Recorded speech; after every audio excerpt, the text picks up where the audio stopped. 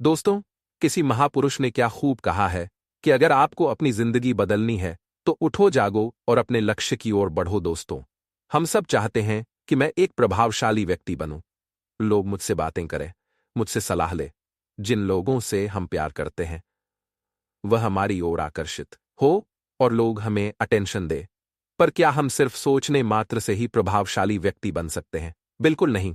इसलिए इस वीडियो में आपको 7 ऐसी आदतें बताई जाएगी जिनमें से अगर आप कुछ आदतें भी अपनाते हो तो आप अपने आप को बहुत हद तक बदल पाओगे और लोग आपको अटेंशन देंगे और आप एक प्रभावशाली व्यक्ति बनने की राह पर अग्रसर होंगे। नमस्कार दोस्तों, स्वागत है आपका हमारे you channel elevate your life पर। आइए वीडियो शुरू करते हैं।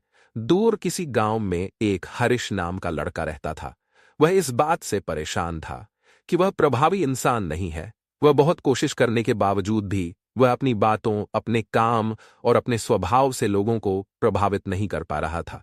उसकी हार्दिक इच्छा थी कि वह एक ऐसा इंसान बने जिसकी सब बात माने, जिसके साथ सब काम करना चाहे। लेकिन उसके साथ सब कुछ उल्टा हो रहा था ना। तो कोई उसके साथ समय बिताना पसंद करता था और ना ही कोई उसकी बातों को गंभीरता से लेता था। कुल मिलाकर लोगों के बीच वह था, लेकिन हमेशा खुद को अकेला ही महसूस करता। उसके उपस्थित होने या ना होने से किसी को कुछ खास फर्क नहीं पड़ता था। इन सब घटनाओं की वजह से उसका आत्मविश्वास भी दिन प्रतिदिन कम होता जा रहा था। अपनी ऐसी हालत को देखकर वह बहुत ही उदास और परेशान रहने लगा। जिस शहर में हरीश रहता था उसी नगर के बाहर एक बौद्ध भिक्षु भी रहते थे। वह बौद्ध भिक्षु अपने अति प्रभावशाली व्यक्तित्व के लिए प्रसिद्ध थे। जो भी उनसे मिलता वह उनसे प्रभावित हो जाता था, बिना उनसे मिले नहीं रह पाते। उनके लिए जरूरी है तो कभी भी एक प्रभावशाली व्यक्ति बात करने का तरीका और उनका लोगों को समझना और समझाने का तरीका बहुत ही प्रभावी और आकर्षक था। सभी कहते थे कि वह एक बहुत ही प्रभावशाली व्यक्ति है, जिनके व्यक्तित्व में ऐसा जादू है जो किसी को भी मोहित कर देता है। एक दिन शाम के समय वह लड़का उदास मन के साथ तालाब के किनारे बैठा हुआ था। तभी उसका एक मित्र उसके पास आता है और कहता है, दोस्त, मुझे तुम्हारी समस्या हल मिल गया। यह सुनकर हरीश बहुत अधिक खुश हो जाता है और पूछता है, क्या समाधान है? तभी उसका दोस्त बताता है कि मुझे एक ऐसे बौद्ध भिक्षु के बारे में पता चला है जो एक प्रभावशाली व्यक्तित्व के मालिक है और मुझे पूरा भरोसा है कि उनके पास तेरी इस समस्या का समाधान अवश्य होगा। यह सुनकर हरीश उसकी बातों से सहमत हो गया। हरीश तुरंत ही उन बौद्ध भिक्षुक से मिलने के लिए निकल पड़ता है और उन्हें सारी समस्या बताता है कि कैसे वह एक प्रभावशाली इंसान बनना चाहता है। लेकिन बहुत कोशिश करने के बाद भी वह ऐसा इंसान नहीं बन पा रहा है। बौद्ध भिक्षु ने हरीश की बात पूरे ध्यान से सुनी और फिर कहा, तो तुम चाहते क्या हो? हरीश ने कहा, लोग कहते हैं कि आपका व्यय बहुत ही प्रभावशाली है, तो मैं आपकी तरह ही अपना व्यक्तित्व भी प्रभावशाली कैसे बना सकता हूं? यह सुन बौद्ध भिक्षु ने गंभीर होकर कहा, सबसे पहले तो तुम ये समझो कि एक प्रभावशाली इंसान बनने के लिए अच्छा व्यक्तित्व यानी अच्छी पर्सनालिटी नहीं बल्कि चरित्र का होना जरूरी है। क्योंकि अगर सिर्फ किसी इंसान का व्यक्तित्व अच्छा है तो वह कुछ समय के लिए तो लोगों को प्रभावित कर सकता है, लेकिन बहुत ही जल्दी लोग ये समझ जाएंगे कि उसके काम के पीछे कोई ना कोई मतलब है, कोई उद्देश्य है। लेकिन अगर तुम्हारा चरित्र अच्छा है तो सभी लोग तुम्हारे साथ रहना पसंद करेंगे और तुम अपने आसपास के लोगों को प्रभावित करते रहोगे और तुम्हें इस बात का पता भी नहीं चलता। लेकिन याद रखना, इसके लिए तुम्हें अंदर से बदलना पड़ेगा। तो क्या तुम एक प्रभावशाली इंसान बनने के लिए खुद को अंदर से बदलने के लिए तैयार हो? लड़के ने कहा, जी महाराज जी, मैं पूरी कोशिश करूंगा। बौद्ध भिक्षु ने कहा, एक प्रभावशाली इंसान के अंदर यह 7 आदतें होती हैं जो तुम्हें अपनानी पड़ेगी। बौद्ध भिक्षु ने कहना शुरू किया, पहली आदत, सक्रिय यानी प्रोएक्टिव बनो। हमारे आसपास जो कुछ भी होता है हम इसे बदल नहीं सकते, लेकिन इस पर क्या प्रतिक्रिया देना है यह पूरी तरह से हमारे हाथ में है। एक प्रोएक्टिव व्यक्ति बनने का मतलब है कि हमारे आसपास के लोग चाहे जो कुछ भी कहे, लेकिन हमें उससे विचलित नहीं होना है।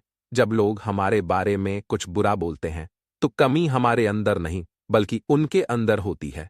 वह जो भी नकारात्मक बातें हमारे बारे में बोल रहे होते हैं उससे हमें उनके नकारात्मक नजरिए का पता चलता है, जिस नजरिए से वह दुनिया को देख रहे होते हैं। प्रोएक्टिव व्यक्ति होने का मतलब यह भी है कि हम किसी बुरी परिस्थिति से प्रभावित ना हो, फिर चाहे मौसम खराब हो या घर में अचानक कहीं कोई मुसीबत आ जाए।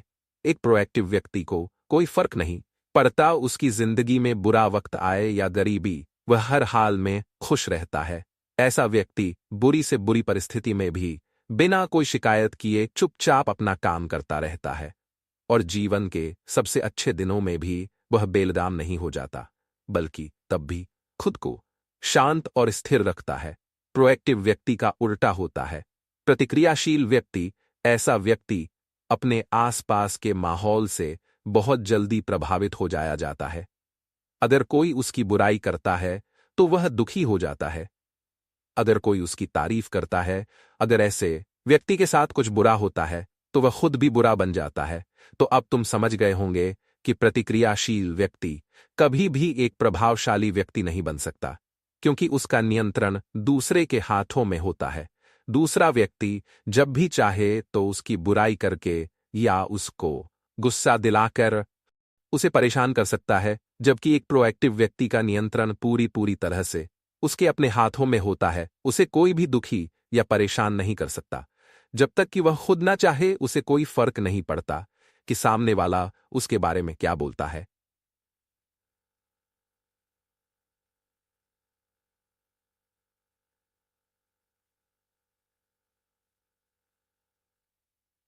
सोचता है, इसलिए प्रोएक्टिव व्यक्ति एक प्रभावशाली व्यक्ति होता है।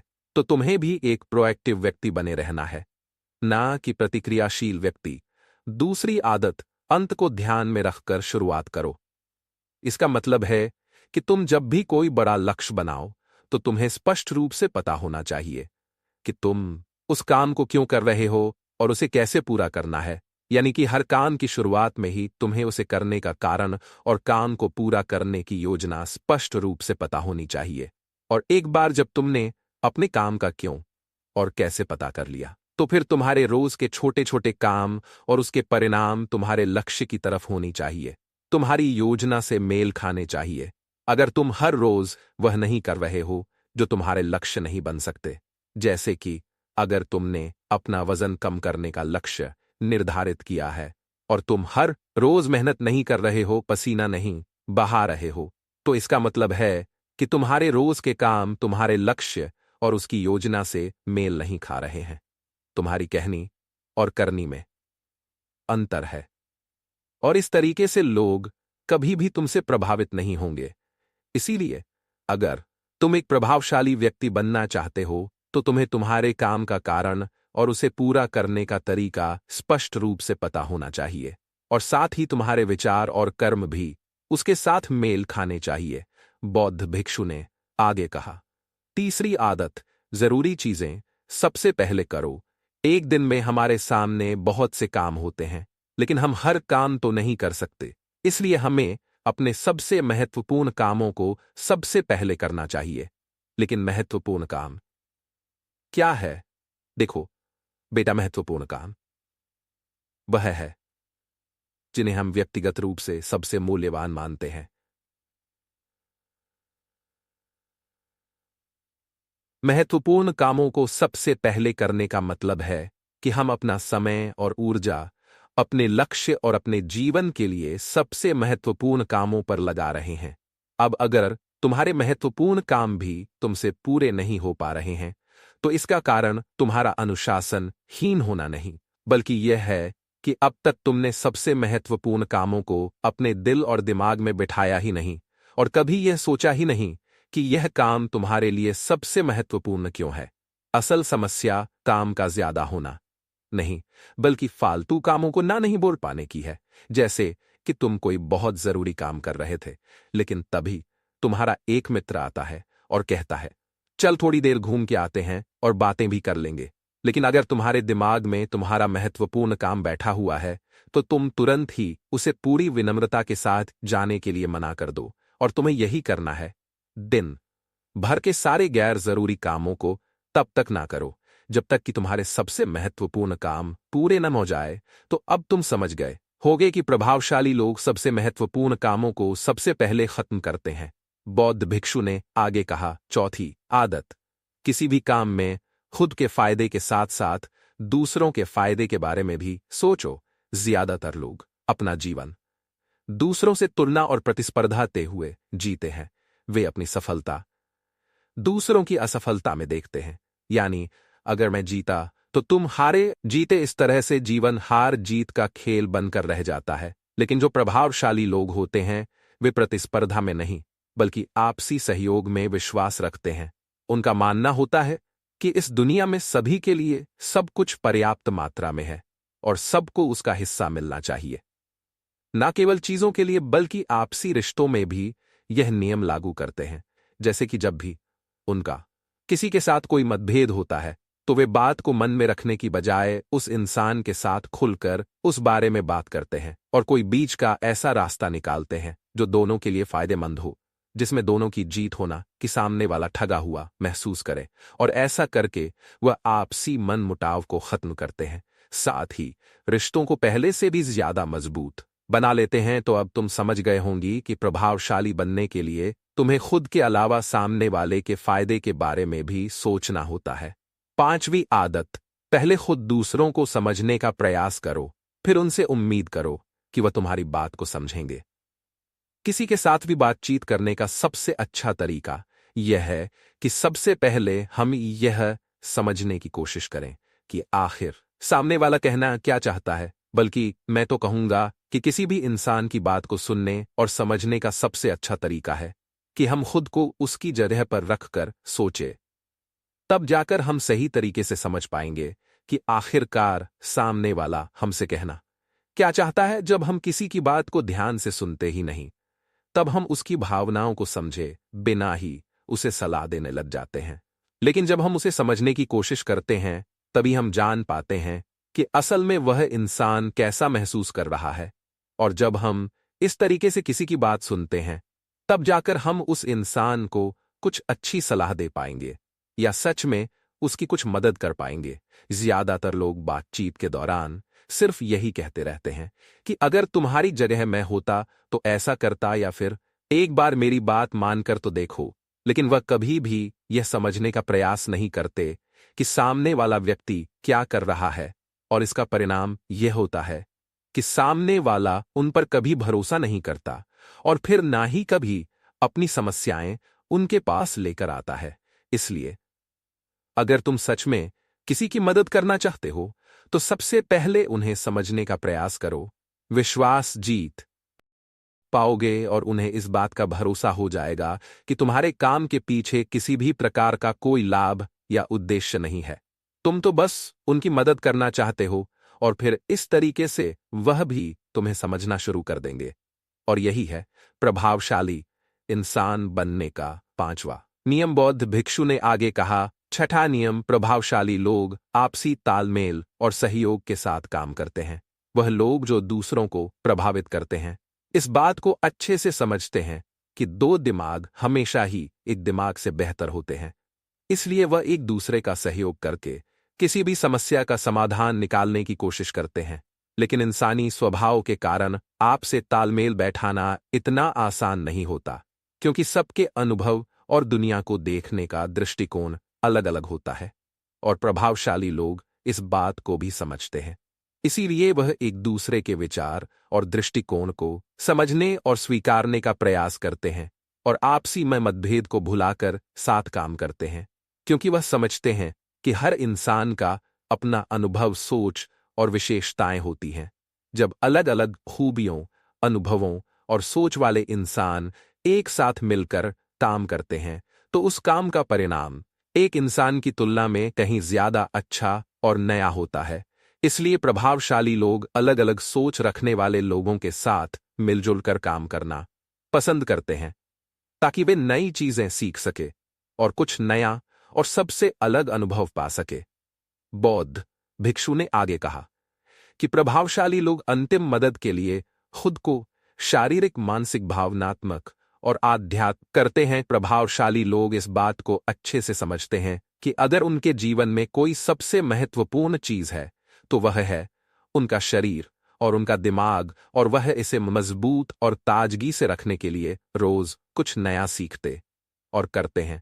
अपने शरीर को मजबूत और स्वस्थ रखने के लिए वे हर रोज कोई ना कोई शारीरिक गतिविधि करते हैं, जैसे कि कसरत या योग अभ्यास करके अपने दिमाग को नई जानकारी से भरने के लिए वे रोज कुछ नया सीखते हैं या पढ़ते रहते हैं। इसके लिए वे किताबें पढ़ते हैं, नए लोगों से बात करते हैं या फिर नई जगहों पर घूमने जाते हैं। बहुत सारे लोग प्रभावशाली इसलिए होते हैं क्योंकि वे जीवन भर कुछ ना कुछ सीखते रहते हैं, खुद को नई जानकारी देते रहते हैं और भावनात्मक रूप से खुद को ताजगी से रखने के लिए यह लोग ध्यान या एकांत का सहारा लेते हैं। कई बार खुद के अंदर नयापन लाने के लिए यह लोग खुद को कुछ दिनों के लिए बाहरी दुनिया से काट लेते हैं। इसके अलावा यह लोग आध्यात्मिक रूप से भी सक्रिय होते हैं। इसके लिए यह लोग जो भगवान में आस्था रखते हैं उनकी पूजा पाठ और आराधना इत्यादि करते हैं। साधारण शब्दों में कहे तो प्रभावशाली लोग लगातार खुद में सुधार लाते रहते हैं और अपने शरीर, मन और आत्मा को तरोताजा रखते हैं।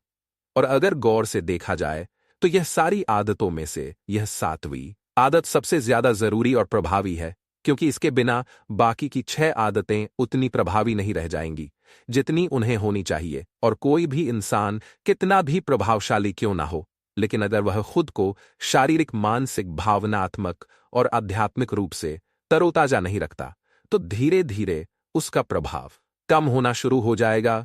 तो यह एक प्रभावशाली इंसान बनने की 7 आदतें जिन्हें अपनाकर कोई भी इंसान प्रभावशाली बन सकता है। बौद्ध भिक्षु की यह सारी बातें सुनने के बाद अब उस लड़के को भी यह भरोसा हो गया था कि इन 7 आदतों को अपनाने के बाद वह भी एक प्रभावशाली इंसान बन सकता है। इसके लिए उसने उन बौद्ध भिक्षु को धन्यवाद किया और खुशी खुशी अपने मित्र के साथ वहां से चला गया। तो दोस्तों, उम्मीद है इस वीडियो से आपको काफी कुछ सीखने को मिला होगा। और अगर कुछ सीखने को मिला होगा और हमारे इस वीडियो को लाइक, शेयर और साथ ही कमेंट में नमो बुद्धाय जरूर लिखिए। गुजर रहे थे तभी शिष्य अपने गुरु से एक सवाल करता है कि गुरुजी, ऐसा क्यों होता है कि कुछ लोगों के पास कुछ भी नहीं होता लेकिन फिर भी वह सुखी रहते हैं और आनंद में रहते हैं, और कुछ लोगों के पास सब कुछ होते हुए भी उदासी उनके चेहरे पर साफ दिखाई देती है। गुरु ने एक मुरझाए हुए फूल की तरफ इशारा करते हुए अपने शिष्य से कहा कि यह सोचने और समझने की बात है। अगर यह फूल यह सोचेगा कि मैं कल मुरझा गया था, या फिर यह सोचेगा कि मैं भविष्य में फिर से मुरझा जाऊंगा, तो यह कभी भी खुलकर पूरी तरीके से खिल नहीं पाएगा। अपने सुंदर स्वरूप में यह कभी भी वापस नहीं आ पाएगा और अपनी खुशबू इस प्रकृति में कभी भी बिखेर नहीं पाएगा। इसी प्रकार इंसान अपने अतीत की यादों में खोया रहता है या फिर अपने भविष्य की करता रहता है, भविष्य के दुखों के बारे में सोचता रहता है, या भूत में जो उसके साथ बुरी घटनाएं घटित हुई हैं वह उन्हीं के बारे में सोच सोच करके वह अपने भविष्य के लिए चिंतित होता रहता है। तो ऐसा मनुष्य जीवन में कभी भी सुख अनुभव नहीं कर सकता। यह समझने की बात होती है कि जीवन हमेशा वर्तमान में होता है। अतीत और भविष्य की कल्पनाएं हमेशा मनुष्य को मृत्यु की तरफ ले जाती है। इसलिए यह जरूरी हो जाता है कि जिस प्रकार हम अपने शरीर की देखभाल करते हैं उसे बीमारियों से दूर रखने के लिए उसके अंदर से गंदगी भी साफ करते रहते हैं, ठीक उसी प्रकार समय समय पर हमें अपने मन और मस्तिष्क की भी गंदगी को साफ करते रहना चाहिए, उसकी धुलाई करते रहना चाहिए। इससे आपकी बुद्धि की होगी ही होगी, साथ ही साथ आप हमेशा आनंद में रहने का रहस्य भी जान पाएंगे। शिष्य ने सवाल किया कि गुरुदेव, इससे पहले कि हम मन और मस्तिष्क पर चर्चा शुरू करें, इससे पहले मैं यह जानना चाहता हूं कि जिन लोगों के पास सब कुछ होता है वह दुखी क्यों रहते हैं, और जिन लोगों के पास कुछ भी नहीं होता है वे अक्सर आनंद में क्यों होते हैं? यह रहस्य क्या है? इसके पीछे का कारण आ ने करन बार यारी यारी मैन ठीका इनक्या लो के पाए दूर लो, क्या है इसके पीछे का कारण? क्या हो सकता है? गुरु ने उत्तर दिया कि कुछ लोग जीवन में जब सब कुछ हासिल कर लेते हैं और सब कुछ हासिल कर लेने के बाद उन्हें सब चीजों की व्यर्थ का पता चल जाता है। ऐसे लोगों को अक्सर यह एहसास जकड़ लेता है कि मैंने जीवन में कुछ भी पाया, जो कुछ भी किया, उससे भले ही मैंने सुख सुविधाएं हासिल कर ली हो, लेकिन मन की शांति अभी भी बहुत दूर है और अधूरी भी है, उस तक मैं पहुंच नहीं पाता। सब कुछ पाकर भी मैं अपने मन को जान नहीं पाया। और जब इंसान को ऐसा लगता है तो उसे महसूस होता है कि जो कुछ भी उसने कमाया है वह कौड़ियों का भाव था। उसने अपना जीवन बेकार की चीजों में यूं ही व्यर्थ कर दिया। और वहीं पर जिस इंसान के पास जीवन में कुछ भी नहीं होता, उसके पास एक उम्मीद होती है, सब कुछ पाने की लालसा रखता है, और वही लालसा, वही इच्छा उसको जीवन में खुश रखती है, आगे बढ़ाती है और ऊर्जा से वह हमेशा भरा रहता है। गुरु ने अपने हाथ से सूखे पेड़ की तरफ इशारा करते हुए कहा कि शिष्य, कभी तो ये पेड़ भी हरा भरा रहा होगा, फलों से लदा हुआ रहा होगा, अनेक प्रकार के पक्षी और जानवर इस पर आरन करते होंगे। इस समय इस पेड़ को भी पता नहीं होगा कि एक दिन यह सूख जाएगा और उसकी हालत इतनी बदतर हो जाएगी कि यह किसी को छांव तक नहीं दे पाए, उसके ऊपर पत्ते तक नहीं रह जाएंगे। उसी प्रकार मनुष्य अपने जीवन की दौड़ में यह भूल जाता है कि जिस दौड़ में वह सबसे आगे निकलने की कोशिश कर रहा है, उसका अंतिम चरण तो मृत्यु ही है। काश वह कभी इस दौड़ से अलग हटकर यह देख पाए कि इसका अंतिम चरण उसे कहां तक पहुंचाएगा। जिस दौड़ को वह सबसे आगे निकलकर जीतने के ख्वाब देख रहा है, उसका वास्तव में अंतिम चरण मृत्यु ही है। काश वह कभी जीवन में भी हो जाता है कि उन घटनाओं को हम किसी भी तरह अपने मन की दौड़ में ठहरा कर यह देख पाए कि उसका चरण क्या है और उसका परिणाम क्या होने वाला है। वह तो बहुत कुछ इकट्ठा करने में लगा हुआ है, दिन वह सब यहीं का यही रह जाएगा। इकट्ठा करते करते एक दिन उसका शरीर मृत्यु को प्राप्त हो जाएगा और फिर उसका शरीर आग में जलकर राख हो जाएगा, लेकिन उसके द्वारा बनाई हुई चीज सब यही की यहीं पड़ी रह जाएगी। लेकिन इंसान चीजों को इकट्ठा करते करते अपनी जिंदगी को जीना भूल जाता है।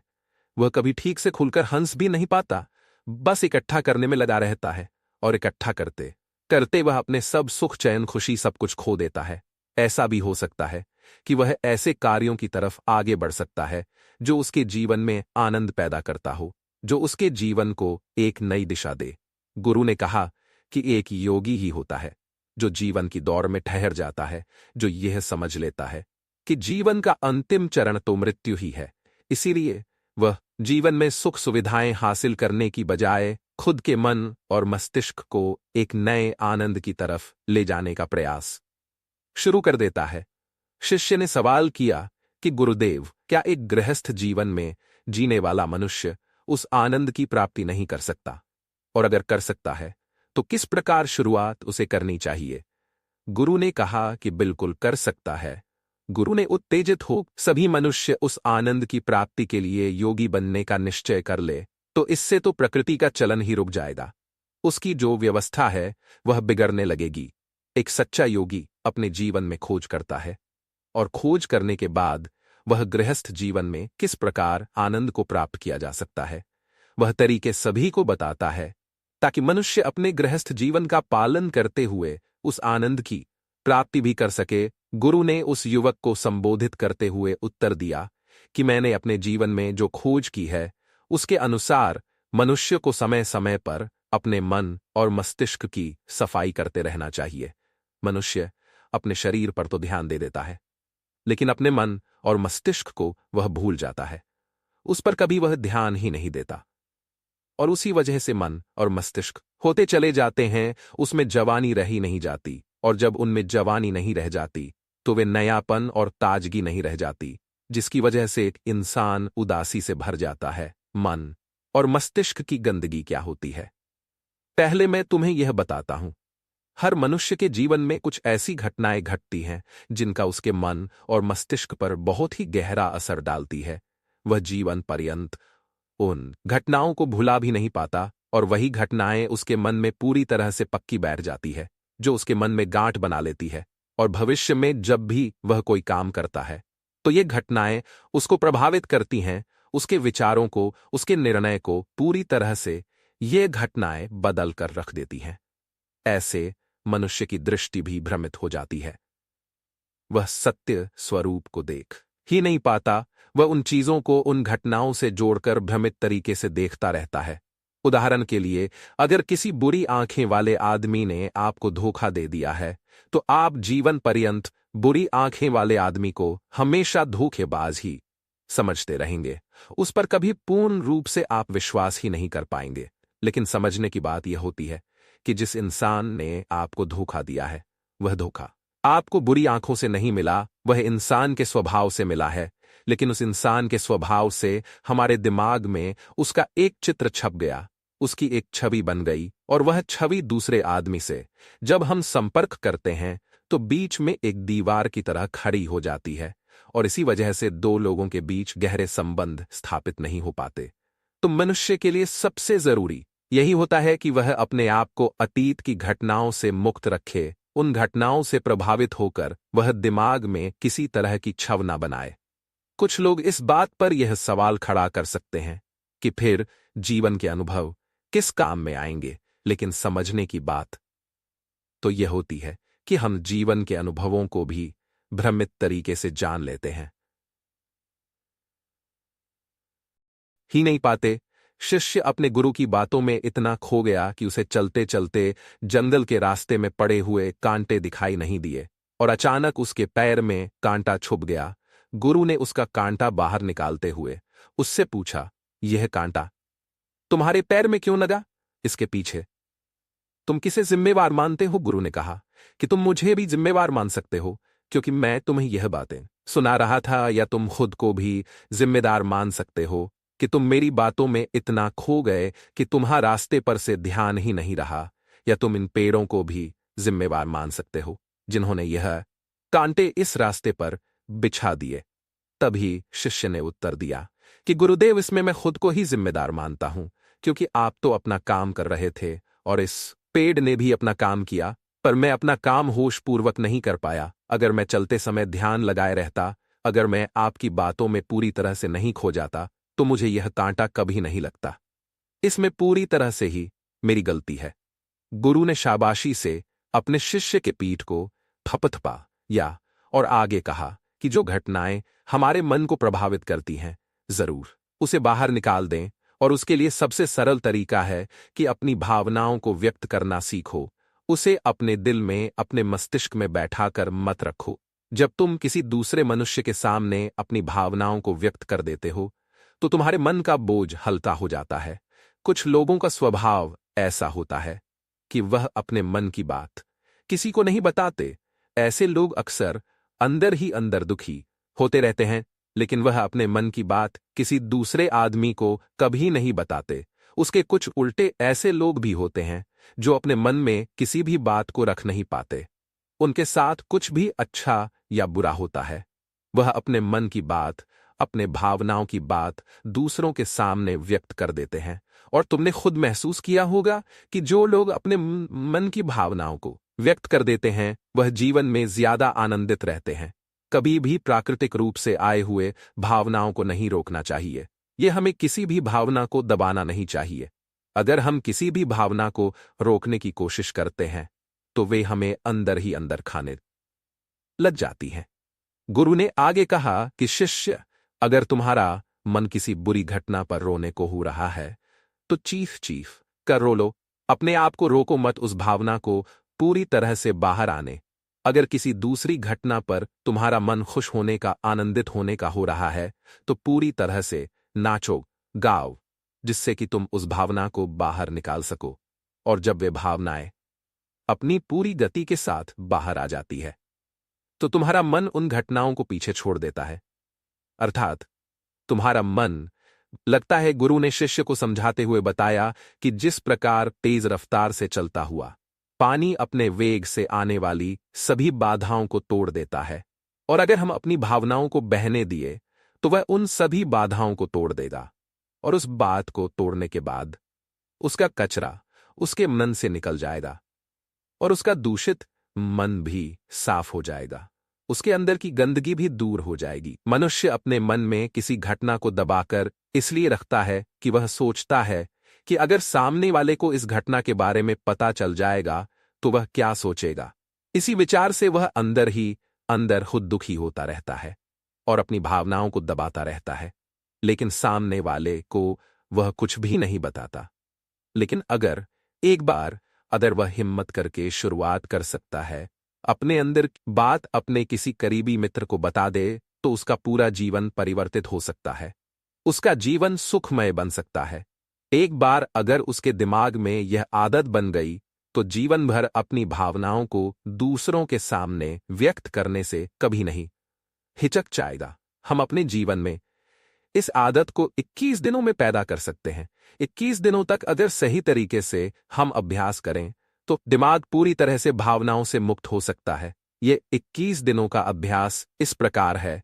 21 दिनों तक सबसे पहली बात जो आपको याद रखनी है कि अपने मन में किसी भी बात को दबाकर नहीं रखना है। अगर हम किसी मनुष्य के बारे में अच्छा सोचते हैं तो हम उसे करें, अगर बुरा भी सोचते हैं तो भी उसे व्यक्त करें। परिणाम भूल जाए पर की धुलाई करने पर विश्वास रखें, इससे आपके दिमाग में एक अद्भुत साहस पैदा होगा। गुरु ने आगे कहा कि शिष्य, जब आप किसी मनुष्य के बारे में वह सब बता पाएंगे जो आप उसके बारे में सोचते हैं, तो आप खुद सोचिए कि आपका खुद के ऊपर कितना विश्वास बढ़ जाएगा। आपके मन के सारे दोष खत्म हो जाएंगे। हो सकता है कि इसमें आपको चुनौतियों का सामना करना पड़े। चुनौतियां नहीं होती हैं, वहीं कुछ अभ्यास भी नहीं होता है। अभ्यास हमेशा चुनौतियों से भरा होना चाहिए। इससे आप सत्य वचन बोलने का अभ्यास भी कर पाएंगे। अक्सर हम दूसरों को प्रभावित करने के लिए वह सब बोलते रहते हैं जो उन्हें अच्छा लगता हो, लेकिन वह नहीं बोलते जो हम उनके बारे में सचमुच सोचते हैं। और यही हमारी सबसे बड़ी भूल हो जाती है, जिससे हमारा पूरा अस्तित्व झूठा बनकर रह जाता है। और अपनी भावनाओं को व्यक्त करते समय यह भी जरूर ध्यान रखें कि आपके अंदर जो भावनाएं उस इंसान के प्रति उठ रही है, उसके पीछे का मूलभूत कारण क्या है। उदाहरण के लिए, जब एक नौकर अपने मालिक के लिए कोई काम करता है और वह काम अच्छे से नहीं कर पाता है, तो मालिक उसे डांट फटकार देता है, जिससे उसके अंदर उसके प्रति क्रोध की भावनाएं उठने लगती हैं। लेकिन समझने की बात यह होती है कि मालिक तो आपको कहेगा ही, वह तो डांटेगा ही। अगर आप अच्छे से काम नहीं करेंगे, अगर आप काम अच्छे से कर रहे हैं और फिर भी आपका मालिक आपके साथ उचित व्यवहार नहीं कर रहा है, तो आप खुलकर अपने मालिक को अपनी भावनाएं व्यक्त कर सकते हैं, बिना यह सोचे कि इसका परिणाम क्या होगा। अगर आप इस भावना को उठाएंगे नहीं, तो आप अपनी नजरों में खुद ही नीचे गिरने लग जाएंगे। आपका आत्मविश्वास बिल्कुल खत्म हो जाएगा। दूसरा अभ्यास जो तुम्हें 21 दिनों तक करना है, वह यह है कि जो भी घटनाएं तुम्हारे साथ घटित होती हैं, कम से कम आपके जीवन में एक ऐसा इंसान होना चाहिए जिसके सामने तुम अपने दिल की बात रख सकते हो। चाहे बुरी बात हो, वह सब बातें तुम बिना कुछ सोचे विचारे, बिना कुछ डर से कि वह इंसान तुम्हारे बारे में क्या सोचेगा, तुम उस इंसान को अपनी सारी बातें बता सको और वह इंसान तुम्हारी सारी बातें सुनने के बाद तुम्हारे लिए कोई छवि पैदा ना करे। ऐसे इंसान अपने जीवन में खोजो और उनके सामने अपनी सारी भावनाएं व्यक्त घटित होता है, अच्छा लगता है या बुरा होता है, किसी के प्रति आकर्षण होता है, उसको एक दोस्त की तरह बताने का प्रयास करें। इससे यह पता चल जाएगा कि तुम्हारा मन घटनाओं के प्रति किस प्रकार की भावनाएं पैदा करता है। तुम अपने मन की सारी बातें कह दो ताकि तुम्हारे अंदर की भावनाएं, तुम्हारे अंदर में जो विचार उत्पन्न हो रहे हैं, वह पूरी तरह खाली हो जाए। तीसरा अभ्यास जो तुम्हारे मन को खाली रखेगा वह है योग्य निद्रा का अभ्यास। देखते ही देखते यह चर्चा खत्म करते हुए गुरु और शिष्य उस जंगल को पार करके अपने आश्रम में पहुंच चुके थे। तो दोस्तों, उम्मीद है इस वीडियो से आपको काफी कुछ सीखने को मिला होगा, और अगर कुछ सीखने को मिला हो तो हमारे इस वीडियो को लाइक, शेयर, सब्सक्राइब जरूर कर लीजिएगा और साथ ही कमेंट में नमो बुद्धा जरूर लिखिए। धन्यवाद। अरे ये भी कोई काम है। इसके बाद उन्होंने ढेर सारे तथ्यों के साथ अपने काम को महत्वहीन बताने की कोशिश की। उन्होंने यह भी कहा कि इस समय जो काम मेरे जिम्मे है उसके आधार पर दूसरे संस्थान में नौकरी भी नहीं मिलेगी। इस बात को मुकेश के रिपोर्टिंग मैनेजर मिस्टर कुमार को बताया गया। वह सुलझे हुए इंसान है। उन्होंने तरीके से मुकेश को समझाया कि उनका काम कैसे महत्वपूर्ण है। मिस्टर कुमार ने उनसे पूछा, मुकेश पहले अपने काम के बारे में बताइए। मुकेश ने कहा, मेरा काम यह देखना है कि हमारी कंपनी के प्रोडक्ट में कहां कहां गड़बड़ी है, उसे कैसे दूर किया जा सकता था, आगे ऐसा क्या किया जाए जिससे पुरानी खामियां फिर से सामने नहीं आए। मुकेश की बात खत्म होते ही मिस्टर कुमार ने कहा, यह जानकर अच्छा लगा कि आपको अपने काम की अच्छी समझ है।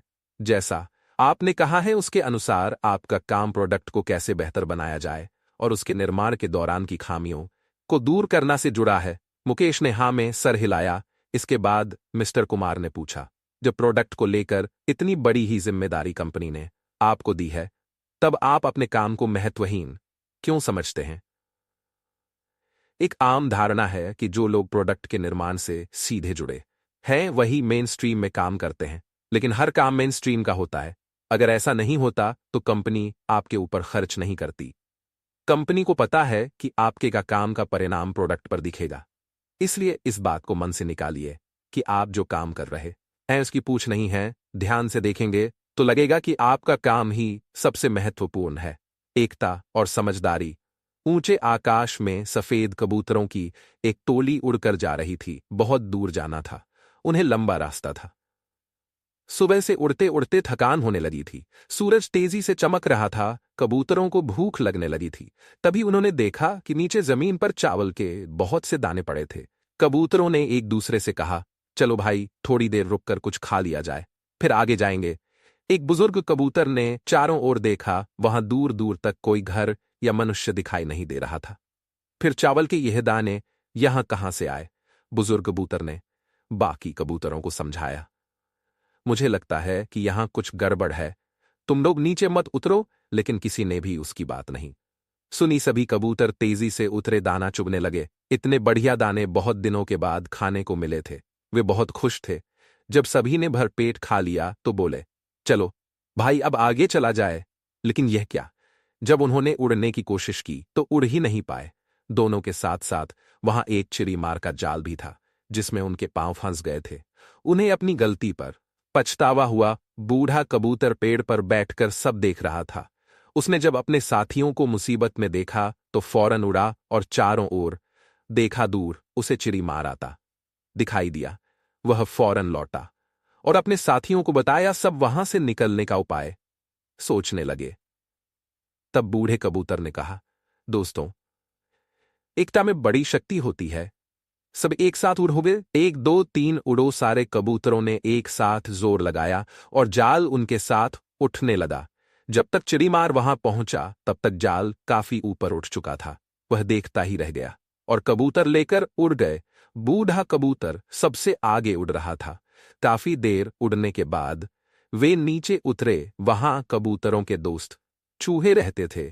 चूहों ने अपने तेज कबूतर की समझदारी से और और साथ मिलकर काम करने से सभी कबूतर बच गए। एक शहर में एक बहुत अमीर व्यक्ति रहता था। उसका नाम तो था धनीमल, लेकिन था वह बेहद कंजूस। उसका कहना था कि अगर आप अपना पैसा अपने पास रखेंगे तो सबको पता चल जाएगा कि आपके पास बहुत पैसे हैं।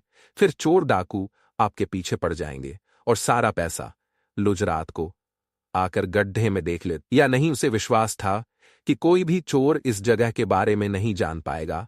लेकिन ऐसा नहीं हुआ। धीरे धीरे पूरे शहर में यह चर्चा होने लगी कि धनी मल रात में शहर के बाहर जाकर कुछ करता है।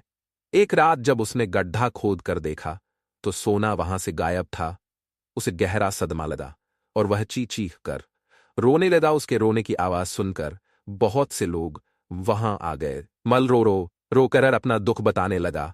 तब उसके एक पड़ोसी से उसे कहा, धनी मल, तुम एक भारी पत्थर इस गड्ढे में रख दो और समझ लो कि वही तुम्हारा सोना है। यह सुनकर धनी मल को बहुत गुस्सा आया। तुम मेरे सोने को पत्थर जैसे बता रहे हो? वह बोला, देखो धनी मल, वह सोना तुम कभी इस्तेमाल तो करते नहीं थे। एक पत्थर की तरह यहां उसे दबा, यहां सोना हो या पत्थर क्या फर्क पड़ता है? उसका पड़ोसी बोला। बात तो ठीक ही थी। धनीमल ने बहुमूल्य सोने को पत्थर के समान मूल्य ना बना दिया था। उसके बाद धनीमल ने मेहनत करके फिर पैसे कमाए, लेकिन अब वह कंजूस नहीं रहा था। अपने पैसे को वह अपने ऊपर और दूसरे लोगों की सहायता के लिए खर्च करता था। अंधी का बेटा। एक औरत थी जो अंधी किसके कारण उसके बेटे को में बच्चे चिल्लाते थे कि अंधी का बेटा आ गया। हर बात पर उसे यह शब्द सुनने को मिलता था कि अंधी का बेटा, इसलिए वह अपनी मां से चिढ़ने साथ लेकर जाने में हिचक था। उसे नापसंद करता था। उसकी मां ने उसे पढ़ाया और उसे इस लायक बना दिया कि वह अपने पैरों पर खड़ा हो सके। लेकिन जब वह बड़ा आदमी बन गया तो अपनी मां को छोड़ अलग रहने लगा। एक दिन एक उसके घर आई और गार्ड से बोली, मुझे तुम्हारे साहब से मिलना है। जब गार्ड ने अपने मालिक से बोल तो मालिक ने कहा कि बोल दो, मैं अभी घर पर नहीं हूं। गार्ड ने जब बुढ़िया से बोला कि वो अभी नहीं है, तो वो अभी नहीं है, तो वो वहां से चली गई। थोड़ी देर बाद जब लड़का अपनी कार से ऑफिस के लिए जा रहा होता है तो देखता है कि सामने बहुत भीड़ लगी है, और जानने के लिए कि वहां क्यों भीड़ लगी है वह वहां गया तो देखा उसकी मां वहां मरी पड़ी थी। उसने देखा कि उसकी मुट्ठी में कुछ है। उसने जब मुट्ठी खोली तो देखा कि एक लेटर जिसमें यह लिखा था कि बेटा, जब तू छोटा था तो खेलते वक्त तेरी आंख में सरिया ढह गई थी और तू आधा हो गया था, तो मैंने तुम्हें अपनी आंखें दे दी थी। इतना पढ़कर जोर जोर से रोने लगा। उसकी मां उसके पास नहीं आ सकती थी। दोस्तों, वक्त रहते ही लोगों की वैल्यू करना सीखो। माँ बाप का कर्ज हम कभी नहीं चुका सकते। हमारी प्यास का अंदाज भी अलग है दोस्तों। कभी समंदर को ठुकरा देते हैं तो कभी आंसू तक पी जाते हैं। जीवन साथी सबसे अजीज होता है। कॉलेज में हैप्पी मैरिड लाइफ पर एक कार्य हो रहा था जिसमें कुछ शादीशुदा जोड़े हिस्सा ले रहे थे। जिस समय प्रोफेसर आए उन्होंने नोट किया कि सभी पति पत्नी शादी पर जोक कर हंस रहे थे। यह देखकर प्रोफेसर ने कहा कि चलो पहले एक गेम खेलते हैं, उसके बाद अपने विषय पर बातें करेंगे। सभी खुश हो गए और कहा कौन सा गेम। प्रोफेसर ने एक मैरिड लड़की को खड़ा किया और कहा कि तुम ब्लैक बोर्ड पर ऐसे 2530 लोगों के नाम लिखो जो तुम्हें सबसे अधिक प्यारे हो। वो लड़की ने पहले तो अपने परिवार के लोगों के नाम लिखे, फिर अपने सगे संबंधी, दोस्तों, पड़ोसी और सहकर्मियों के नाम लिख दिए। अब प्रोफेसर ने उसमें से कोई भी कम पसंद वाले 5 नाम मिटाने को कहा। लड़की ने अपने सहकर्मियों के नाम मिटा दिए। प्रोफेसर ने और 5 नाम मिटाने को कहा। लड़की ने थोड़ा सोचकर अपने पड़ोसियों के नाम मिटा दिए। अब प्रोफेसर ने उससे कहा, तुम अपनी जगह पर जाकर बैठ जाओ, और सभी की तरफ गौर से देखा और पूछा, क्या कोई बता सकता है कि ऐसा क्यों हुआ कि सिर्फ पति का ही नाम बोर्ड पर रह गया? कोई जवाब नहीं दे पाया। सभी मुंह लटका कर बैठे थे। प्रोफेसर ने फिर उस लड़की को खड़ा किया और कहा, ऐसा क्यों जिसने तुम्हें जन्म दिया और बाल पोस कर इतना बड़ा किया? उनका नाम तुमने मिटा दिया, और तुमने अपनी कोख से जिस बच्चे को जन्म दिया उसका भी नाम तुमने मिटा दिया। लड़की ने जवाब दिया कि अब मम्मी पापा बूढ़े हो चुके हैं। कुछ साल के बाद वह मुझे और इस दुनिया को छोड़ के चले जाएंगे। मेरा बेटा जब बड़ा हो जाएगा तो जरूरी नहीं कि वह शादी के बाद मेरे साथ ही रहे, लेकिन मेरे पति जब तक मेरी जान में जान है तब तक मेरा आधा शरीर बन के मेरा साथ निभाएंगे। इसलिए मेरे लिए सबसे अजीज मेरे पति हैं। प्रोफेसर और बाकी स्टूडेंट ने तालियों की गूंज से लड़की को सलामी दी। प्रोफेसर ने कहा, तुमने बिल्कुल सही कहा कि तुम और सभी के बिना रह सकती हो, पर अपने आधे अंग अर्थात अपने पति के बिना नहीं रह सकती। मजाक मस्ती तक तो ठीक है, सबसे ज्यादा अजीज होता है दिमाग का इस्तेमाल कर पक्ष में करें परिस्थितियां। एक शेर जंगल में शिकार पर निकला था। एक लोमड़ी अचानक उसके सामने आ गई। लोमड़ी को लगा कि अब उसे कोई नहीं बचा सकता है, लेकिन उसने हार नहीं मानी और अपनी जान बचने के लिए एक तरकीब सोची। लोमड़ी ने शेर से कड़े शब्दों में कहा, तुम्हारे पास इतनी ताकत नहीं कि मुझे मार सकूं। यह सुनकर शेर थोड़ा अचंभित हुआ। उसने पूछा, तुम ऐसा कैसे कह सकती हो? लोमड़ी ने अपनी आवाज और जैसी परेशानी बार बार नहीं आती अगर आती भी है तो आसानी से हल हो जाती है। सिकंदर की बात सुनकर रोहित को अपनी गलती का एहसास हुआ। उसे एहसास हुआ कि शुरुआती सफलता के बाद उसने सीखना एकदम छोड़ दिया था। यही वजह है कि अपने व्यापार में होने वाले नुकसान का आकलन वह कर पाया। जीवन में सफल होने के लिए सीखते रहना जरूरी है। इंसान को हमेशा सीखते रहना चाहिए। इससे उसके भीतर नकारात्मक विचार नहीं आते हैं, बल्कि उसमें सकारात्मक बदलाव आता रहता है और सफलता की सीढ़ियां चढ़ता रहता है। सीखते रहने वाले व्यक्ति को सफलता के अवसर भी ज्यादा मिलते हैं। सबसे बड़ी बात यह है कि इस तरह के व्यक्ति में अहंकार नहीं होता। जिसके मन में अहंकार होगा वह कभी सीखने का प्रयास नहीं करेगा। घमंड कुल्हाड़ी हुई। निरुत्तर एक बार कुल्हाड़ी और लकड़ी के एक डंडे में विवाद छिड़ गया। दोनों स्वयं को शक्तिशाली बता रहे थे। हालांकि लकड़ी का डंडा बाद में शांत हो गया, किंतु कुल्हाड़ी का बोलना जारी रहा। कुल्हाड़ी में घमंड अत्यधिक था। वह गुस्से में भरकर बोल रही थी, तुमने स्वयं को समझ क्या रखा है? तुम्हारी शक्ति मेरे आगे पानी भरती है। मैं चाहूं तो बड़े वृक्षों को पल में काटक गिरा दूं, धरती का सीना फाड़कर उसमें तालाब कुआं बना दूं। तुम मेरी बराबरी कर पाओगे? मेरे सामने से हट जाओ, अन्यथा तुम्हारे टुकड़े टुकड़े कर दूंगी। लकड़ी का डंडा कुल्हाड़ी की आकार पूर्ण बातों को सुनकर धीरे से बोला, तुम जो कह रही हो वह बिल्कुल ठीक है, किंतु तुम्हारा ध्यान शायद एक बात की ओर नहीं गया। जो कुछ तुमने करने को कहा है बेशक तुम कर सकती हो, तू अकेले अपने दम पर नहीं कर सकती। कुल्हाड़ी ने चिढ़कर कहा, क्यों, मुझ में किस बात की कमी है? डंडा बोला, जब तक मैं तुम्हारी सहायता ना करूं तुम यह सब नहीं कर सकती हो। जब तक मैं हत्या बनकर तुम्हें ना लगाया जाऊं तब कोई किसे पकड़कर तुमसे यह सारे काम लेगा। बिना हत्थे की कुल्हाड़ी से कोई काम लेना असंभव है। कुल्हाड़ी को अपनी भूल का एहसास हुआ और उसने डंडे से क्षमा मांगी। कथासार यह है कि दुनिया सहयोग से चलती है। जिस प्रकार ताली दोनों हाथों के मेल से बजती है, उसी प्रकार सामाजिक विकास भी परस्पर सहयोग से ही संभव होता है। उम्मीद है कि आपको यह कहानी अच्छी लगी होगी और आपने इस कहानी से कुछ सीखा होगा। अपने सुझाव हमें कमेंट बॉक्स में दीजिए और ऐसी ही ज्ञानवर्धक कहानी सुनने के लिए हमारे चैनल एलिवेट योर लाइफ को सब्सक्राइब कर लीजिए। मिलते हैं एक नई कहानी में।